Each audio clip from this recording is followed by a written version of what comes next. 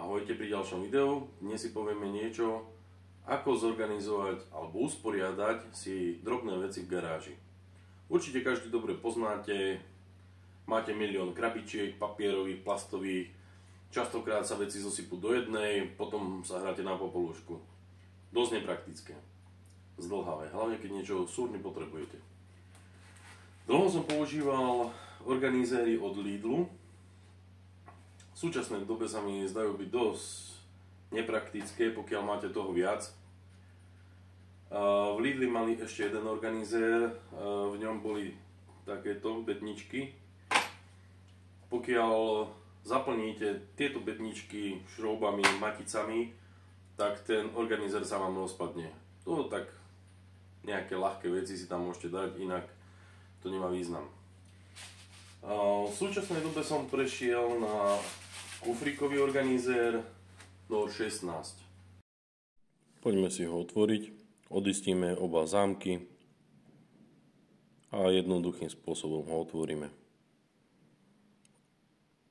Takto to vyzerá, keď je to rozložené, dva plnohodnotné kufríky. Kufríky možno od seba oddeliť vycvaknutím oboch zámkov. Nejde to úplne jednoducho, treba použiť donocovacie prostriedky a trošku sily. Tento kufrík je zlatá stredná cesta, nie je ani veľký, ani malý. Rozmerovo je to 390 x 290 x 65 mm.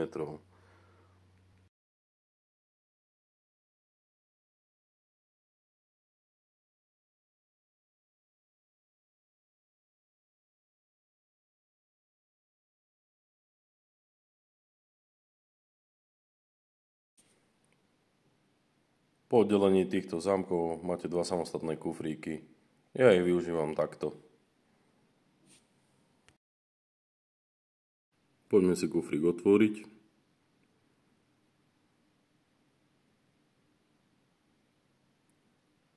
Vo vnútri kufríka nájdete deliace prepážky.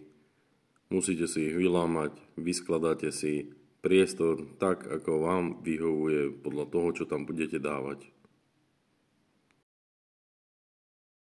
Prepážky jednoducho vylámete a do vodiacich drážok zasuniete podľa potreby.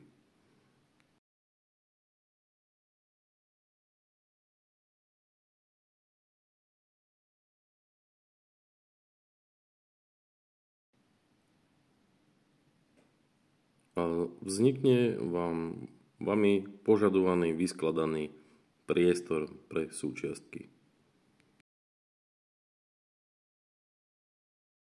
Poďme si pozrieť kufrík, ktorý ja už používam, ktorý mám vyskladaný aj s uloženými vecami. Čo je dôležité, je nalepiť si štítky s označením, čo tam máte.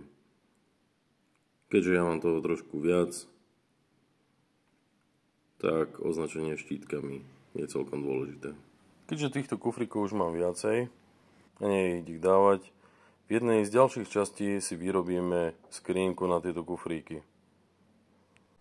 Ak sa vám tento kufrík páčil, pod video priložím link, kde si ho môžete pozrieť. Ak sa vám toto video páčilo, dajte like a odber, aby ste nepremeškali ďalšie videá.